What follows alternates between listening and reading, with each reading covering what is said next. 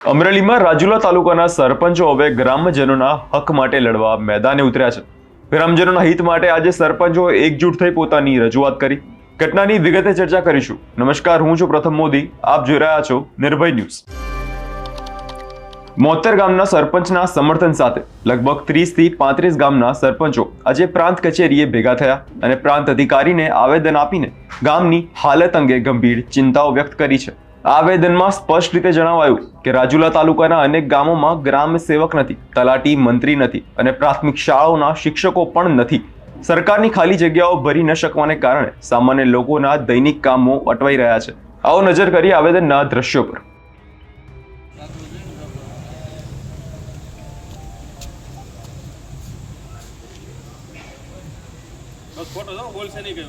હું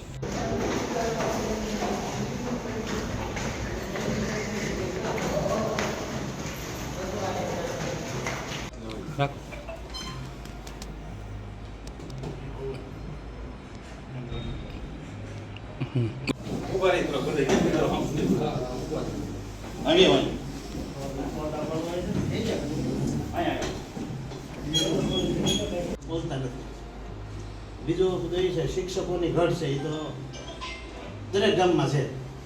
શિક્ષકો મારે પોતાની ગામની વાત કરું તો મારે સમૂહ એકમ છે ને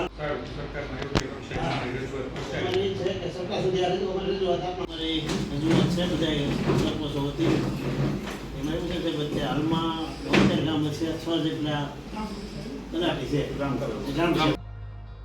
ગ્રામ્યજનોનું કહેવું છે કે આ પરિસ્થિતિમાં તેમનું અને તેમના સંતાનોનું ભવિષ્ય અંધારામાં રહ્યું છે। આવો સાંભળીએ સરપંચે શું કહ્યું। આજે અમે સરપંચો દ્વારા અમારી મુખ્ય 3 માંગણી છે। પહેલી માંગણી ગ્રામ સેવકની, બીજી તલાટી મંત્રીની અને ત્રીજી શિક્ષકોની। રાજુલા તાલુકામાં કુલ 72 ગામ છે અને રાજુલા શહેર થઈને 73। રાજુલામાં હાલ 7 ગ્રામ સેવકો છે, તેથી એક ગ્રામ સેવકના ભાગમાં 12 ગામો આવે છે। સરકારશ્રીની બહુ સારી યોજનાઓ ગામડાના લાભાર્થી સુધી પહોંચે એટલા માટે સરકાર પ્રયત્ન કરી રહી છે, પણ ગ્રામ સેવકોની કમીના હિસાબે સહાયો માટે લોકોને તાલપત્રીની સહાય જોતી હોય, કોઈ બિયારણની સહાય જોતી હોય, રોટાવેટરની સહાય જોતી હોય, આવા નાના મોટા અનેક કામો હોય છે। તે સહાયો ગામડા સુધી ક્યારે પહોંચશે કે પૂરતા ગ્રામ સેવકો હોય છે? ગ્રામ સેવકો કામ કરે છે પણ એના પાસે એક ગ્રામ સેવક પાસે 12 ગામ છે, એટલે એ સમયસર પહોંચી નથી શકતા। જેથી ગામડાના છેવાડાના માનવીઓ છે એને આ સરકારની યોજનાનો લાભ મળતો નથી।